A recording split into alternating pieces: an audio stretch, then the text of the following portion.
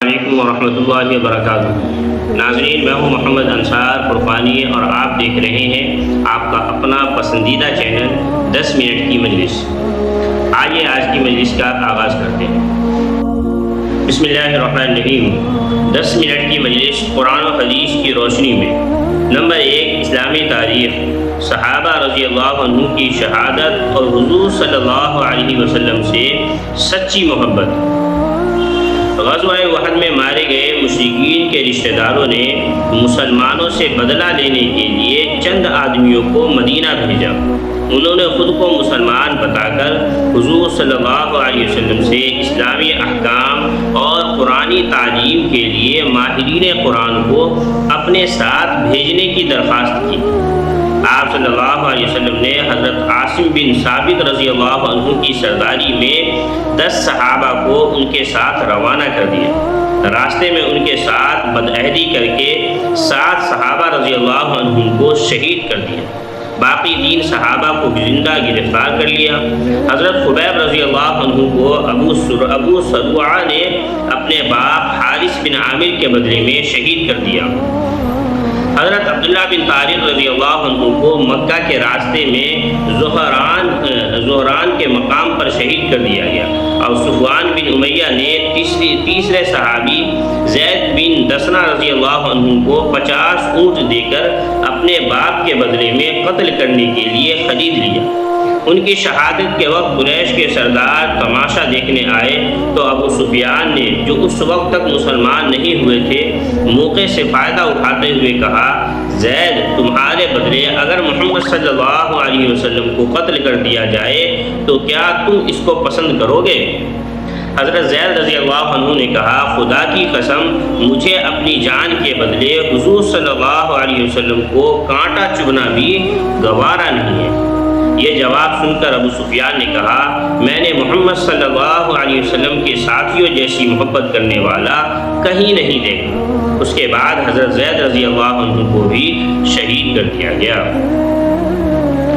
Number 2، اللہ کی قدرت، دل کا نظام۔ اللہ تعالیٰ نے ہمارے جسم میں دل بنایا جو ہماری زندگی کے لیے بہت ہی اہم اور ضروری ہے۔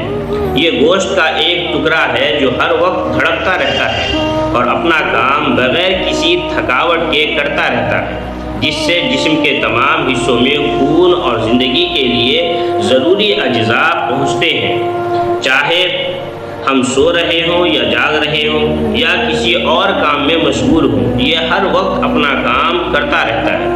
اگر یہ تھک کر رک جائے اور اپنا کام بند کر دے تو ہماری زندگی بھی ختم ہو جائے گی، لیکن یہ اللہ تعالیٰ کی قدرت ہے جو ہر وقت اسے اپنے کام میں مشغول اور دھڑکتا ہوا رکھتی ہے۔ نمبر 3، ایک فرض کے بارے میں، طواف زیارت کرنا۔ قرآن میں اللہ تعالیٰ فرماتا ہے، پھر حج میں قربانی کرنے کے بعد لوگوں کو چاہیے کہ اپنا میل کچیل صاف کرے اور اپنی منتوں یعنی حج کے واجبات کو پورا کرے اور خانہ کعبہ کا طواف کرے۔ یعنی خانہ کعبہ کے طواف کرنے سے مراد طواف زیارت ہے جو کہ فرض ہے۔ نمبر 4، ایک سنت کے بارے میں، حجر اسود کو بوسہ دینا۔ رسول اللہ صلی اللہ علیہ وسلم نے طواف کیا اور حجر اسود کو جب بوسہ دیا تو اس پر منہ رکھ کر دیر تک روتے رہے۔ حضرت عمر رضی اللہ عنہ نے حضور صلی اللہ علیہ وسلم کو روتے ہوئے دیکھا تو وہ بھی رو دیے۔ رسول اللہ صلی اللہ علیہ وسلم نے فرمایا، اے عمر، یہ جگہ رونے ہی کی ہے۔ حجر اسود کو بوسہ دینا سنت ہے، لیکن کسی مسلمان کو تکلیف دینا حرام ہے، بس ایک سنت ادا کرنے کے لیے حرام کام کرنا جائز نہیں، لہٰذا بھیڑ کے وقت حجر اسود کی طرف ہاتھ کا اشارہ کر کے استسلام کر لینا بھی درست ہے، کر لینا چاہیے۔ نمبر 5، ایک اہم عمل کی فضیلت، صبح کی نماز کے بعد 100 مرتبہ تسبیحات۔ رسول اللہ صلی اللہ علیہ وسلم نے فرمایا، جو شخص صبح کی نماز کے بعد 100 مرتبہ تسبیح یعنی سبحان اللہ اور 100 مرتبہ تحلیل یعنی لا الہ الا اللہ پڑھے گا تو اس کے گناہ معاف کر دیے جائیں گے، چاہے اس کے گناہ سمندر کے جھاگ کے برابر ہو۔ نمبر 6، ایک گناہ کے بارے میں، گانا سننا۔ رسول اللہ صلی اللہ علیہ وسلم نے فرمایا گانا دل میں نفاق کو ایسے اگاتا ہے جیسے پانی کھیتی کو اگاتا ہے۔ نمبر 7، دنیا کے بارے میں پیٹ بھر کر کھانا کھانا۔ رسول اللہ صلی اللہ علیہ وسلم نے فرمایا کوئی برتن بھرنے کے اعتبار سے پیٹ سے برا نہیں ہے، یعنی جتنا پیٹ کا بھرنا برا ہے اتنا کسی برتن کا بھرنا برا نہیں ہے، اور چونکہ مجبوری ہے کھانا ہی پڑتا ہے، اسی لیے 1/3 پیٹ کھانے کے لیے اور 1/3 پینے کے لیے اور 1/3 سانس لینے کے لیے رکھنا چاہیے۔ نمبر 8، آخرت کے بارے میں اہل ایمان کا بدلہ۔ قرآن میں اللہ تعالیٰ فرماتا ہے ان اہل ایمان اور نیک عمل کرنے والوں کا بدلہ ان کے رب کے پاس ایسے ہمیشہ رہنے والے باغ ہوں گے جن کے نیچے نہریں بہہ رہی ہوں گی، یہ لوگ ان میں ہمیشہ رہیں گے، اللہ تعالیٰ ان سے راضی اور وہ اللہ سے خوش ہوں گے، اور یہ بدلہ ہر اس شخص کے لیے جو ہے جو اپنے رب سے ڈرتا ہے۔ نمبر 9، طب نبوی سے علاج، دست کے ذریعے علاج۔ حضرت اسماء رضی اللہ عنہا بیان کرتی ہے کہ رسول اللہ صلی اللہ علیہ وسلم نے ان سے دریافت فرمایا کہ تم دست لانے کے لیے کون سی چیز استعمال کرتی ہو؟ انہوں نے کہا شبرم استعمال کرتی ہوں۔ آپ صلی اللہ علیہ وسلم نے فرمایا اس کی تاثیر گرم ہے اور وہ نقصان دہ ہے۔ حضرت اسماء رضی اللہ عنہا کہتی ہے کہ پھر میں نے دست کے لیے سنا کا استعمال کرنا شروع کر دیا، چنانچہ اس پر نبی کریم صلی اللہ علیہ وسلم نے فرمایا اگر کسی چیز میں موت سے شفا ہوتی تو سنا میں ہوتی۔ دست لینے سے قبض اور پیٹ کی دوسری بیماری سے شفا ہوتی ہے۔ شبرم یعنی ایک جڑی بوٹی ہے جس میں دودھ ہوتا ہے، اور سنا حجاز میں پیدا ہونے والا ایک پودا ہے، ان میں عمدہ مکھی ہوتی ہے۔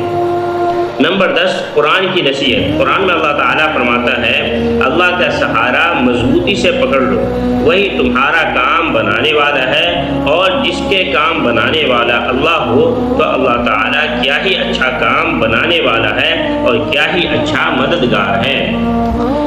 تو آج میں سنا کہ کفار نے جو ہے صحابہ کرام کو شہید کر دیا، دھوکے سے آپ علیہ السلام کے پاس بہانہ لے کر آئے کہ وہاں کچھ مسلمان ہیں، ان کو دین سکھانے کے لیے جو پڑھے لکھے صحابی ہے یا جو قرآن کی تعلیمات دے سکتے ہیں ان کو ہمارے ساتھ بھیج دیجیے۔ آپ صلی اللہ علیہ وسلم نے 10 صحابہ کرام کو ان کے ساتھ روانہ کیا، اور لیکن انہوں نے ان کو اپنے ساتھ لے جا کر راستے میں ہی 7 صحابہ کو جو ہے انہوں نے راستے میں شہید کر دیا، اور 3 صحابہ کرام کو ایک کے بعد ایک کے بدلے میں قتل کر دیا۔ کسی کو ایک صحابی کو جو ہے 50 اونٹوں کے بدلے میں ایک نے خرید کر قتل کر دیا۔ تو اس طرح جو ہے صحابہ کرام کا ناحق قتل کیا گیا، اور صحابہ کرام کے اوپر بڑے ظلم و ستم ڈھائے گئے ہیں۔ اللہ تبارک و تعالیٰ سے دعا کرے کہ اللہ تعالیٰ جو ہے صحابہ جیسا ایمان ہمیں بھی نصیب فرمائے۔ اتنا ظلم و ستم سہنے کے بعد، اتنی مشقتیں جھیلنے کے بعد بھی صحابہ کرام اپنے ایمان سے ذرہ برابر بھی نہیں ہٹے۔ اللہ تعالیٰ ہم سب کو جو ہے صحابہ جیسا ایمان نصیب فرمائے۔ آج کے لیے بس اتنا ہی۔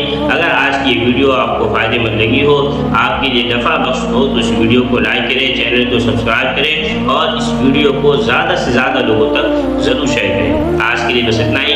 اپنا خیال رکھیں، اپنوں کا خیال رکھیں۔ اللہ حافظ، السلام علیکم۔